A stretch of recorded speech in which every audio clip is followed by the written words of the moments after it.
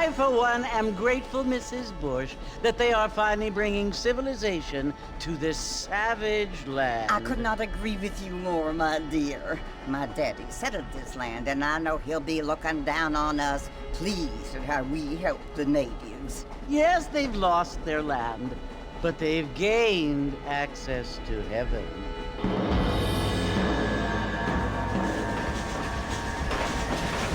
But Father, do you mean unless an innocent receives communion, they're destined to go to hell? That hardly seems fair. What I mean to say, Jenny, is that there is a great deal of difference between an innocent and a savage. I never thought of it that way. Yes, they lived like animals, but they're happier now.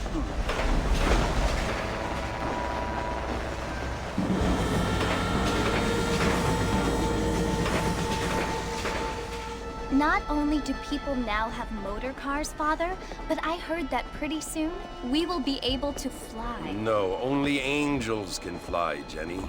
No, apparently people can fly. Didn't you hear? Out in Kansas, a man even got a car to fly. I hardly think so, Jenny.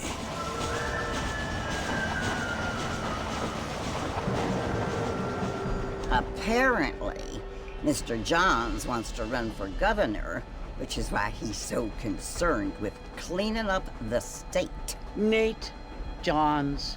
Yes. His family is nothing but hillbilly trash that came here after the war.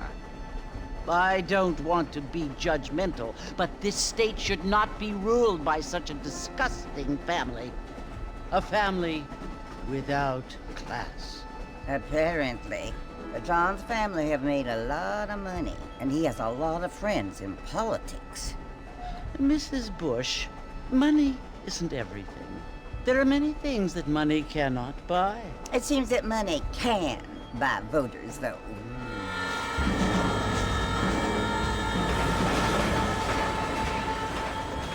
What you must remember, my dear, is that we have been brought here to spread the word. And the word and civilization, they are the same thing. They are the gifts. It is the opportunity we have, the chance to live among people who are decent and who do not kill each other, and who let you worship in peace.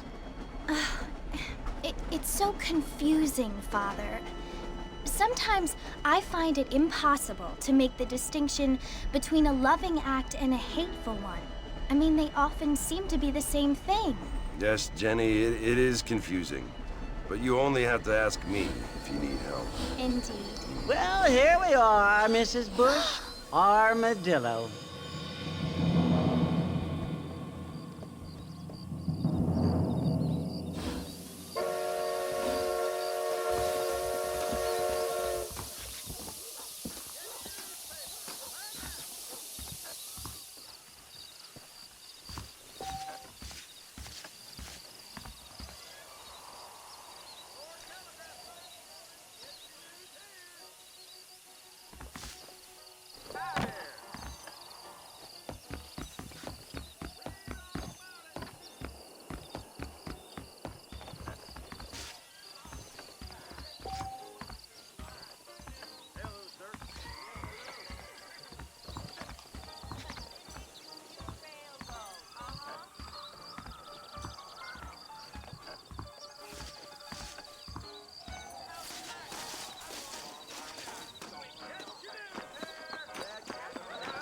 Feel too good.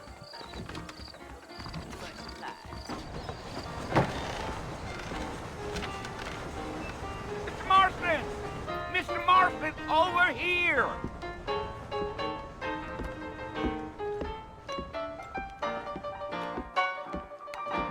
You must be John Marston. Sometimes. I'm Jake. Your friends from Blackwater hired me to guide you. They ain't my friends, but pleased to meet you, Jake. I got the horses saddled up and ready out front.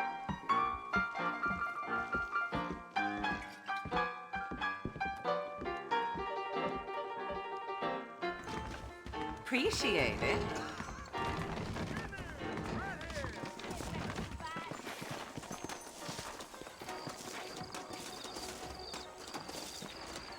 All righty, Mr. Marston, let's get.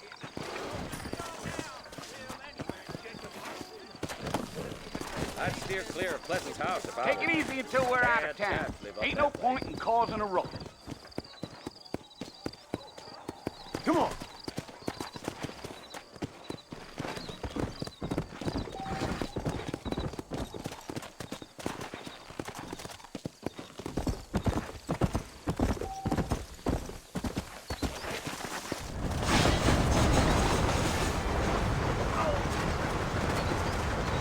Come. So it's Port Mercy you want to visit? That's right. Ain't taking nobody up to the port in a long time. Strange place for a decent fella to want to visit, if you don't mind me saying. Who said I was a decent fella? It's been abandoned for years now. Folks say it was built during the Mexican War. What kinds of soldiers around back then? Why'd they leave? Well, I ain't entirely sure. I heard they had to go up north to fight Indians, or maybe they got tired of being soldiers and went looking for gold. You know how things is. So what are you doing up at the fort? I'm looking for an old friend. Well, like I says, you ain't gonna find many folk around those parts these days. Those you do find are about as sociable as most rated back to you.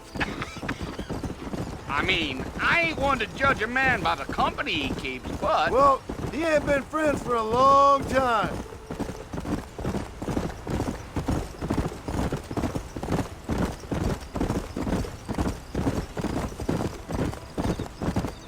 Are you planning on spending any time in Armadillo, Mr. Marston? I doubt it. I ain't planning on staying very long. Well, if you're fixing for some female company, you can do a lot worse than Armadillo.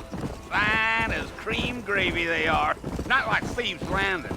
Dang, those girls ain't even fit for a drinking man to hole up with. I'm a married man, I'm afraid. Ain't we all?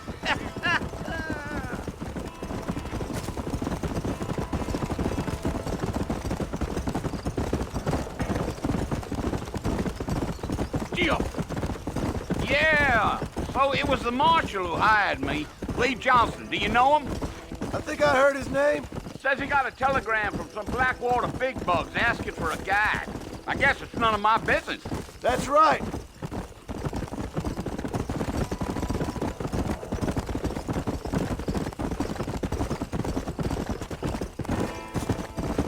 You ain't very talkative, are you?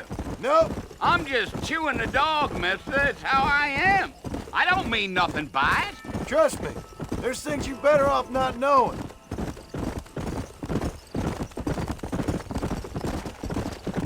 Damn coyotes. What a waste of good meat. Not far now. You'll see the fort when you get to the top of this hill.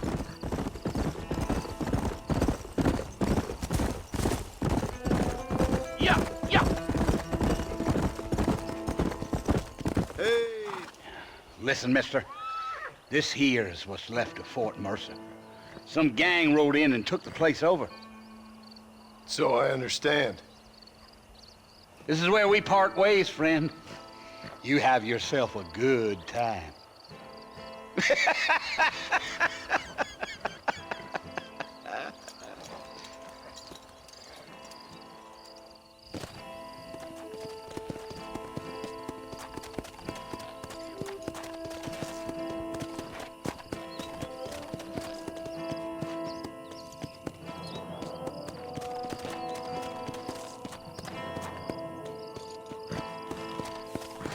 Let's go.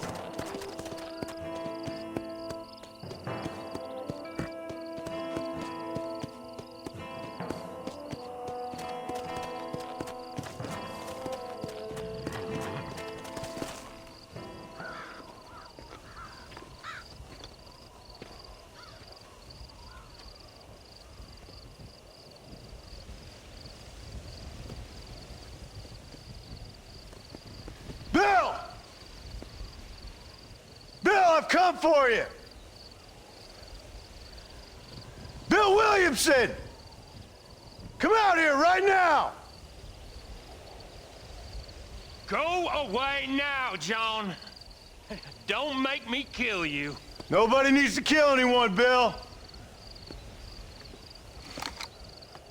You must think I was born yesterday.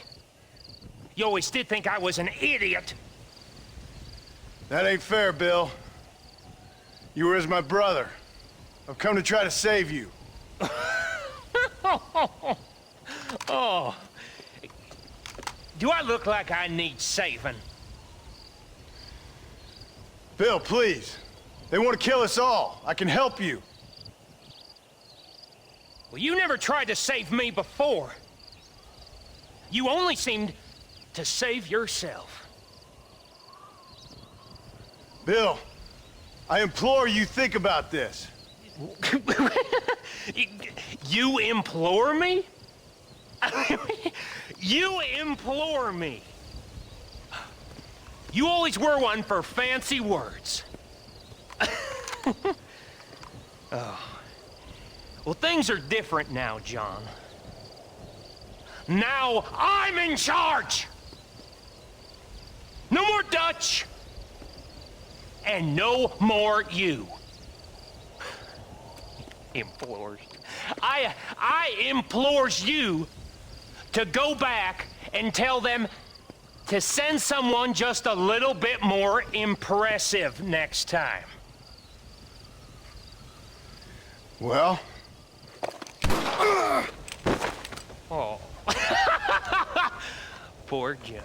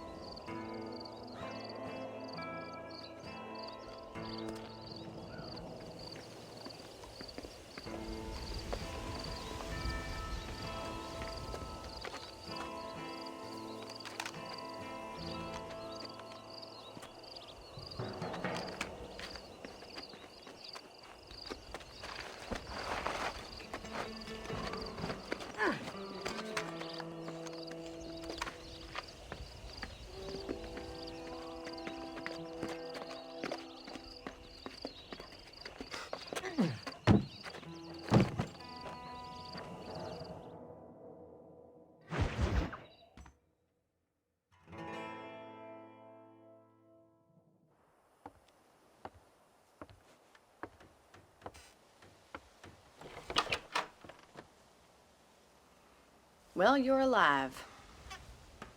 So it would seem. So, how do you feel? I don't know the polite word for it. I do. Stupid is the word we use around here. What were you doing? I was doing something stupid.